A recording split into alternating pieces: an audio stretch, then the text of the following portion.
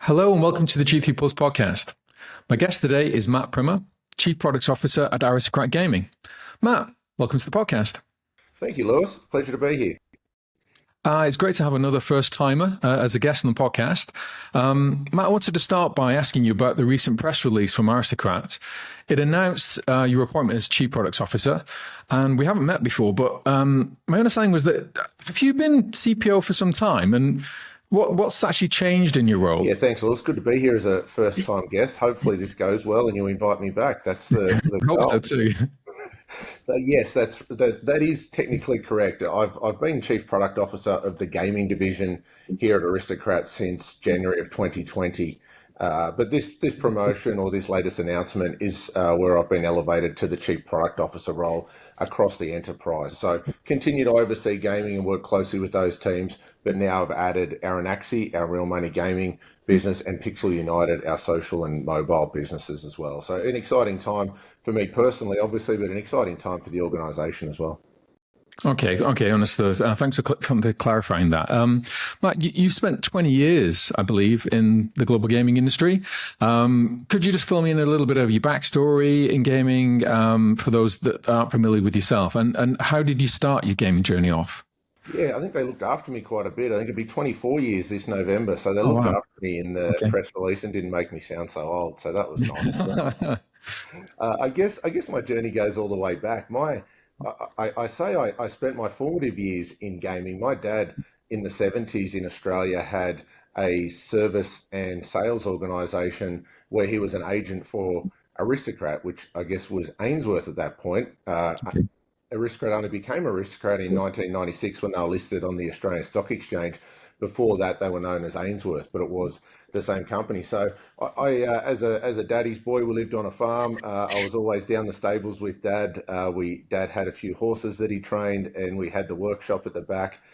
So pulling mechanical reels apart, doing all those sorts of things were a big part of my formative years. And so when I finished school, I went to boarding school the last 6 years of my schooling, back to home, and as I started a commerce degree at the college, I started working as an in-house slot technician at a place called Dapto Leagues Club. Still there, there's 204 slot machines, and I used to go in there every morning and do the maintenance. It was a different time then. There was a lot of cigarette smoke and a lot of beer and things through the machines. And I think it's always been in my blood. I've loved the industry, the people, everything about it. Much of it's not for profit with the tribes here in North America, the community clubs in Australia. So have been very lucky to have been, I guess, born into this industry and still here 24 years later and loving it just as much now as I did back then. Okay, well, I think 24 years is probably a bit too short. I think that's the entire career by the sounds of things.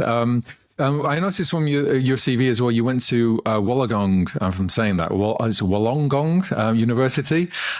Is that, when you're talking about your background, is that where you hail for? Are you more Sydney side? And I think I checked on the Wollongong website, and it was filled with pictures of skydivers and surfers. So I was kind of wondering, is this kind of an idyllic place to have done your Bachelor's of Commerce? Yes, that is where I'm from. I grew up at a place called Dapto, about 15 minutes from Wollongong. It's all about 1 hour south of Sydney, for those that are trying to figure out geographically where it is.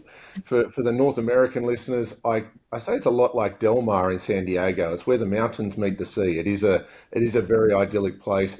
Lots of skydivers and surfers. I'm not a surfer. I was born on the farm, so I'm more of a farm boy than a surfer. But right. I've got 3 boys, and there's definitely a surfer amongst them. Very cool. So you've held different roles within Aristocrat, and you started off, I believe, in the marketing and sales side. And I was wondering about the transitions between different roles, and how would you describe the evolution of your career and that movement from a sales and marketing roles into product roles? Yeah. I've over the last 20 odd years, I have held a lot of different roles, and I think that has. Lewis, really helped me, especially in the later part of my career where I've settled in the product organisations. As I said, I started off in sales and service. I spent a lot of time in venues there before they open, there when they close, doing overnight moves, really understanding it. Then I moved from there into operations and sales management and marketing, and then product marketing and insights. So I think I've done most of the jobs that you can do in this industry, and I think that holds me in good stead, because I think I do have a unique perspective when it comes to solving problems and understanding the challenges of our customer partners. I've got a really in-depth knowledge and really strong relationships with those as well. There's really no part of the world where I can't pick up the phone and ask someone what's going on, what are the challenges they're facing, and we do that regularly here at Aristocrat, and I think that has really helped me. My transition from those sales and marketing roles into product, I guess when I was brought here to Aristocrat, it was a different time. It was 10 years ago this September. If you cast your mind back, we were fourth or fifth at the time. The Scientific Games and Bally merger had not yet happened. That was announced late November of 2014. So we were about fourth in terms of gaming operations. We just closed the VGT acquisition in the summer, so we really didn't have a Class 2 footprint. We'd only just launched the Helix cabinet. Lightning Link was about to launch, so it was a very different time, and I think I was brought here with the sole focus of our North American product portfolio. So while I was in a marketing organisation, the portfolio was a big part of what I was brought here for. And I think, that time travelling the country, understanding the consumers, understanding the diversity of the consumers, and building those relationships with the sales teams and the customers has no doubt helped me over the ensuing years. Okay, very good. And that role change, I guess, recently to the, as a kind of more overseeing chief products officer, is that a big step change? Is it different from what you've been doing previously, or is it just kind of bigger as a role? It's a little bit of both. I look at it as like any business. I think when you move from being one rung below the executive steering committee or that leadership team up to joining that, it's not one rung up the ladder. It's several. The enterprise leadership that you need, the mentality that you need to run the business and make decisions, that is a big step change. So I'm very mindful of that. I think from the product standpoint, I've done the product a long time. I'm still the gaming CPO, so those teams and those products and those markets I know well. The diversity of the real money gaming business, the geographical dispersion, the new customers, as well as our social business, they are big jumps. There's a lot of nuance to those. I guess I'm lucky. I'm a fairly quick read, so I get up to speed quickly, and I'm surrounded by really talented teams who are really helping ramp me in those areas. So I'd say it's a little bit of both, Lewis. There's some comfort of home, but there's a lot of newness as well. And you mentioned home there. You've been based in Vegas for many years, and going back, was it 2014? Did you say? Was it about that time when you made the transition? And I'm just wondering, how do you coordinate with multiple Aristocrat game studios around the world? I imagine multiple time zones and big geographies between teams. Yes, there is. As you said, I'm based here in Las Vegas and have been most of the last 10 years. Obviously, COVID was an odd time for all of us, but we love it here in Vegas. It's a second home for us, and we've just loved seeing how much the city's grown and evolved as well over the last decade. In terms of how I manage, I think I've got a good balance. I travel a lot. I love to travel. I love to be with people in person. I love to spend the time with the teams and understand what they're working on, what are their challenges. The things that people tell you when you spend the time to go and visit them and stand alongside them in their cubicle, I think really is an eye-opener for me. It really helps me understand what are the challenges, what are the things that we're doing that make their life hard, or as I like to say, what are the things they're doing that aren't helping them make the best game in the business, because they should stop that and give it to people like me, because if I could make the best game, I would, but I can't. So I do this instead. I help the people who do get more time and more focus to do that. And so I travel a lot to be in person with people and present. A lot of time on Zoom. Zoom's been a real step change, and just being flexible with our timing. I'm a big believer that meeting people where it's convenient for them. And so, I'm not a big believer of the mountain has to come to Muhammad. I make sure that I'm there when it's convenient for them, not the other way around. And I think that respect goes both ways, and it really helps us build meaningful relationships. We obviously leverage a lot of technology too to ensure that I can play the games and see what they're working on and get a real feel for those, even when I can't be there in person. So we do a lot of different things, and overall, we've got very talented people who I trust them greatly. They know that they're empowered to make decisions and make the best games, and my job's to help them do that. And I've read in past articles, Matt, in which you talk enthusiastically about cabinet design.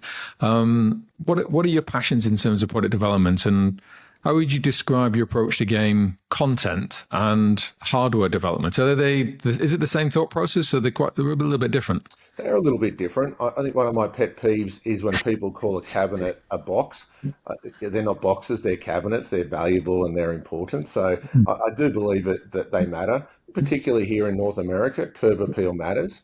A huge part of what we do at Aristocrat is we really spend a lot of time with our customers and then with the consumers. And to me, understanding our customers and understanding their challenges and their strategic plans and what they're trying to achieve really goes a long way to helping us understand what we need, especially from cabinet in terms of variety and also cabinet design. Our goal is that no matter what challenge or goal that our operator partners are trying to solve, we have the solution for them. We know we're not going to be 100% of the floor, but that's our goal, that no matter what they want, we can be the provider of choice. And so understanding that we're an extension of them, they spend a lot of time on their properties. They're beautiful. They invest heavily in them and in their staff. So we need to make sure that we're keeping the level of quality to the same or higher, so that when our consumers and their consumers walk their floors, they're delighted. In terms of the content strategy, I think they are different. You've probably read, I know you've done a lot of research, you've pulled up some things from my past, Lewis, that the math really matters. Aristocrat's got a long history and a strong DNA in gaming. The math, the game, the software, the reel spins, those things really, really matter. So does the cabinet. I think it's important for all four of those to come together, because we are in the entertainment business. We have to delight players, and we have to give them a reason to come and check out our product and sit down and engage with it. Aristocrats are obviously in a great place in terms of games content. You mentioned that about keeping the quality level up. I was just wondering, how do you continue on a winning streak? Do you take risks when you're leading, or are you more conservative? And I mean, by conservative, I mean that kind of Apple-like evolutionary approach to product development, where it's kind of step-by-step incremental as opposed to big leaps. How do you take that kind of strategy, Matt? Yeah, it's a good question. I guess I'll humbly disagree with the streak. I think we've been doing this consistently now for a decade, so it's a hell of a run. But I get your point. Leading is difficult, and one thing that I do believe about Aristocrat is we've acted like we're the leader for the past decade. When I joined in 2014, the Helix cabinet was a huge step change for the industry, and a lot of people said it'll never work. It doesn't have the privacy wings. It's too different. It completely revolutionized the design, and now most cabinets in that space look like it. In terms of some of the other areas that we worked on, we really focused on driving a higher cost to cover. 10 years ago when I arrived, there was no real standalone progressives in the market in North America, very, very few. So there was a concerted strategy to drive a standalone progressive strategy, obviously hold and spin. There's been a ton of innovation in that area. Some of it were huge leaps like Helix, others were step changes and incremental growth, similar, as you say, to Apple. So we'll continue to do a little bit of both. We're very focused. I would say we have a multi-tiered strategy where the 1 to 3 years is very, very focused on incremental innovation, continuing to move that bar further along. And then our 3 to 5 and 10-year strategies, there's a lot more innovation there, I would say, probably a lot more invention there. But we're very, very heavy on innovation in the short to medium term as well, but less on invention. I would say that's how I distinguish it, is that innovation and invention are not the same thing. And so we really focus on those two areas and really question ourselves all the time. do we have enough innovation? Do we have enough invention? And what is that right balance to continue to provide great shareholder value and great value to all stakeholders? Okay, you mentioned a couple of things though about your kind of product strategy, and I wanted to ask you about those essential ingredients of a product strategy. And I was going to suggest that why is Aristocrat been so successful at it in recent years? But it's not really recent years. As you say, it's been a decade. But what has been? Do you have a mantra that is kind of runs through everything? Are there essential ingredients? What would you say are the kind of key pullouts of that product strategy, Matt? Oh, what are the key pullouts? I guess we could have a whole podcast on this, couldn't we? So I'll try to keep it succinct. I think that there's a few things. I truly believe that talent are the difference makers. I'm lucky to be surrounded by amazing talent. I trust them. I empower them. We work closely together, and then we work hard to give them the space and the time they need to be creative and iterative. And the amount of iteration and innovation from that 0 to 1 is phenomenal. Just watching them work, watching those games evolve from what they think they might make to what we deliver is phenomenal. There's a lot of areas that go into that. We're very heavy on data. We're very strong on understanding the consumer and the customer. In our gaming business in particular, we have two different customers with sometimes competing interests and priorities. So it's important for us to understand that. We spend a lot of time with our customers and our consumers to really understand, as I said earlier, what problems are they trying to solve? What are their strategic plans? And then how do we ensure that we're aligned to them? We've all heard of the product, which is looking for a solution, looking for a problem. And our industry is full of those. We focus on understanding those problems and then driving to a solution. I think the other part of that is that you won't see us, Lewis, be different for the sake of being different. And we don't make games that Matt wants to make or Matt likes to play. That's not how we run the organisation here. We focus on being better. We know it's a very competitive industry. We know our players are very, very savvy. And when they're being entertained, they know what they like. And we need to give them a reason to come and play our new game and try it out, and maybe spend more time on it than they spent on their old favourite game. So I think that's the big key for us is we're not different for the sake of it. We're very focused on being better. Okay. Very succinct. One of the things I wanted to ask you about, and it was one thing that Trevor Croker pointed out in the press announcement, was that about design and development budgeting and getting the maximum results for the money injected. Is that a formula? Are there maths involved in that, or how much of that is about personal judgment as well, Matt? Yeah, a little bit of both. It's really strategic. We look at these things through a few different areas. Some of the options that we've got or opportunities that we have deliver a direct ROI. So we can see if we do this, if we enter Georgia Co-Am or we enter historical horse racing or New York Lottery, there's an investment, and then in the ensuing years there'll be revenue return. Others are more strategic. I call them that they could be enablers to future strategy.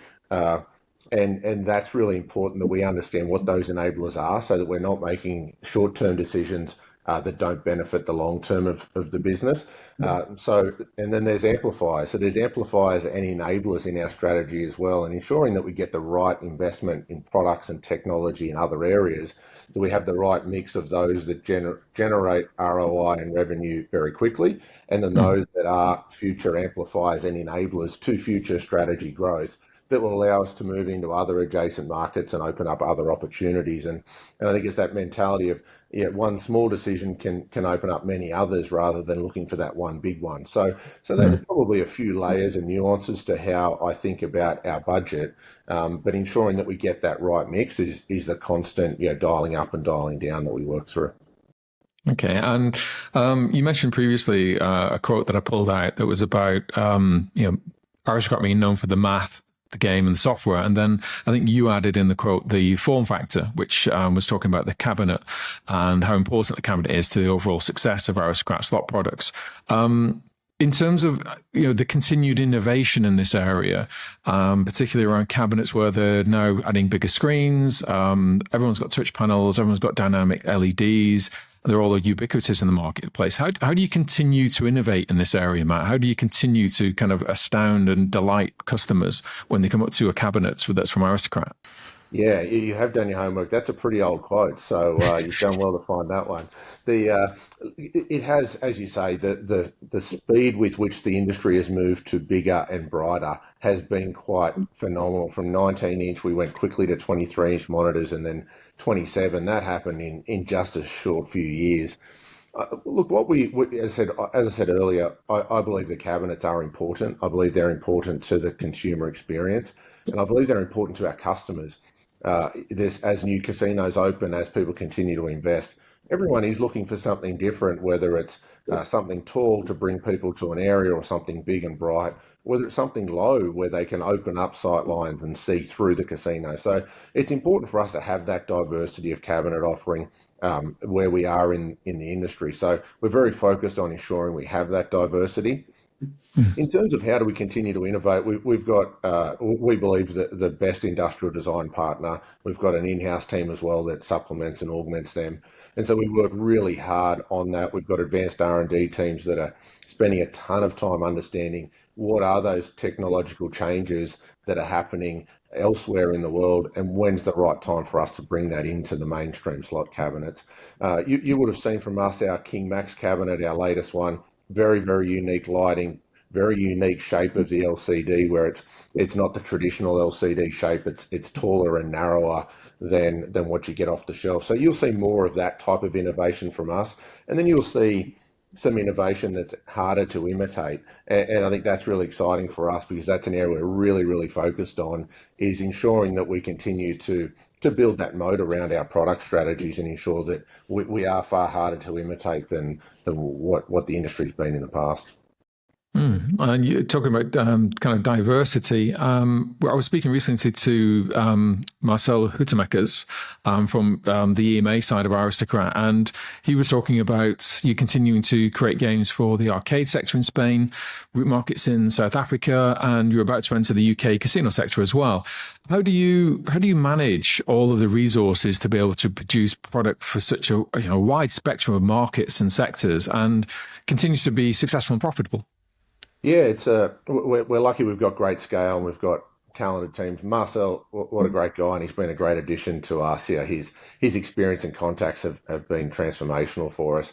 Look, that region in particular, so if we can speak a little about that region. That region Okay. continues to be more and more important for us, and we've got some really important customers. Obviously, our move into real money gaming with Anaxi, the UK and Europe is a big market. Our Roxor acquisition that happened last February. The one that's currently underway, Neo, obviously we've got some hurdles to get through there. But if all that comes together as we expect, we'll obviously have a huge presence in terms of our employees in that area of the world that will have grown dramatically in the last few years, as well as the number of customers that come with Neo and others, and our importance into that market. So yeah, again, I think that's an area where that enabler to a future strategy was a really important part of our investment. That while not the biggest markets, they are very important, and they're enablers for us for our bigger strategy. And so it's really that's a key area of our strategy. And then back to that further point on just overall investment and how do we figure out our D&D. It's about driving scale, about driving efficiencies, and ensuring that our investment, we are investing in the right places, not just for today, but for the long term. And with always that, how do we drive shareholder value? That's the number one goal. And obviously, as part of that is the rest of our stakeholders, our customers and our consumer partners as well. Okay, well, in terms of, I can't let the Chief Products Officer or Aristocrat go without highlighting one of the biggest profile products that you've had out recently. How involved were you, Matt, in the NFL slots for Aristocrat? And I was just wondering, I mean, the rollout's been fairly recent. We saw them at G2E. They were hitting kind of casinos then. What's that rollout been like? And we just had March Madness, obviously. So I imagine that all kind of tied together. So what can you tell us about how it's doing, and what does the future hold for that product line? Yeah, the NFL, what an amazing organisation and amazing brand for Aristocrat to be connected with. So we're really excited by it. And as we say here, the NFL the season never ends. March Madness obviously helps, and it's a big time here in Las Vegas. But the NFL's just it's an absolute monster. It's 365 days a year in the news cycle, and people's connection to their teams and their players never ends. So that, as you say, that has been a huge brand for us. It's been a huge undertaking and a ton of fun. Our teams have really enjoyed it. There's a ton of work that's gone into that. It's been probably 2 or 3 years in the making, those games. The rollout's been the fastest rollout ever. The response from our customer base has been phenomenal. We've seen really great returns for them. We've seen a very different player as well starting to migrate to those, a younger and more male clientele for our consumer partners, and they traditionally see on their slot floor. So again, this is about ensuring we understood the strategies for our casino partners and then building the right products and having the right partners to deliver on that. So that's been a strategic and aspirational goal for them. And the NFL has been really helpful for us to deliver products that could help them on that journey, while also continuing to bring traditional casino players across to the NFL brand. And I think that's where the NFL sees us as the market leader, our talent and our scale and the breadth and depth of experiences that we have. We're able to deliver great value for the NFL in terms of international growth, in terms of opening up other markets and segments as well. So it's been a huge win-win on all areas. We're really excited by the future. There's about 6 NFL games out live in the field now. All of those have 32 games within one. So when you sit down, there's 32 different games. So a huge undertaking from the technology and product teams. The amount of video that our teams have watched to go through and find all of those clips has been amazing. Luckily, we've got some diehard NFL fans who really enjoyed that and couldn't believe that they got paid for all those hours to sit there and watch NFL games. So it's been a lot of fun. We've had a lot of fun with it. Our customers are really happy with it, and the studios are really excited to continue to innovate and see where they can take that brand. Okay, well, nice work if you can get it, I suppose, watching all those games and things.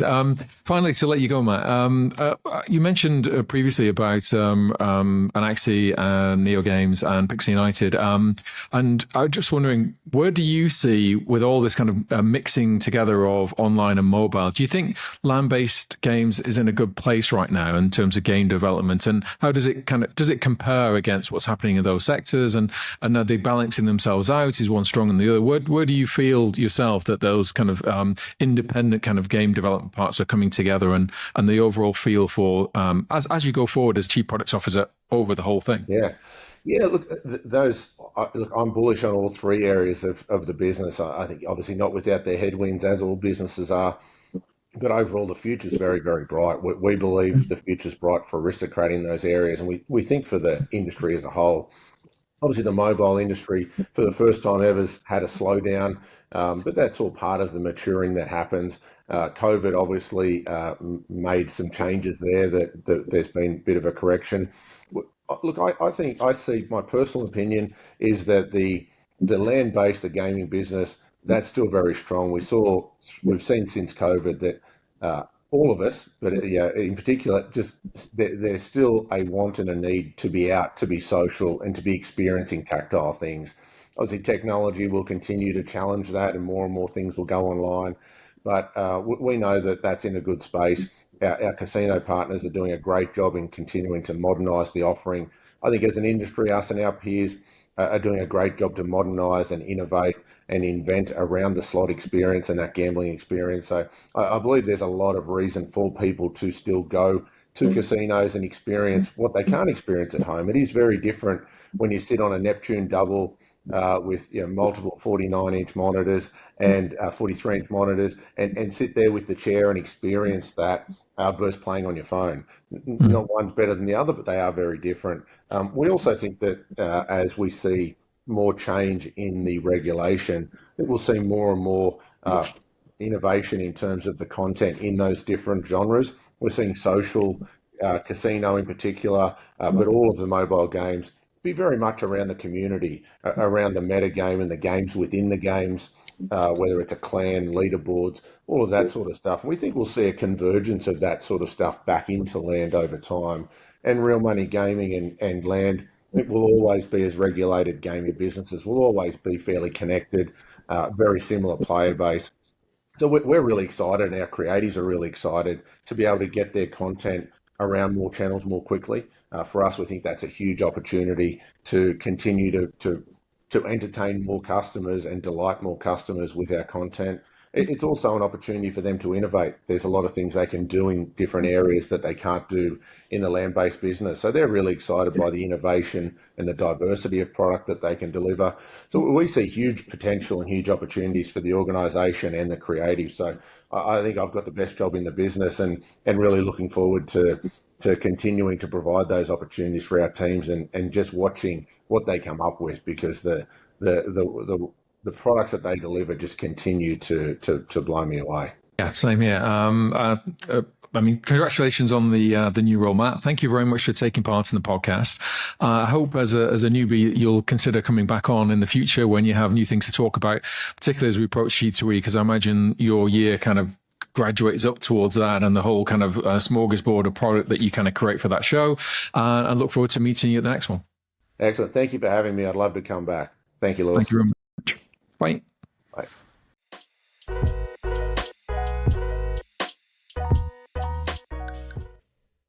Hope you enjoyed the podcast. If you want to watch more, why not subscribe to our channel?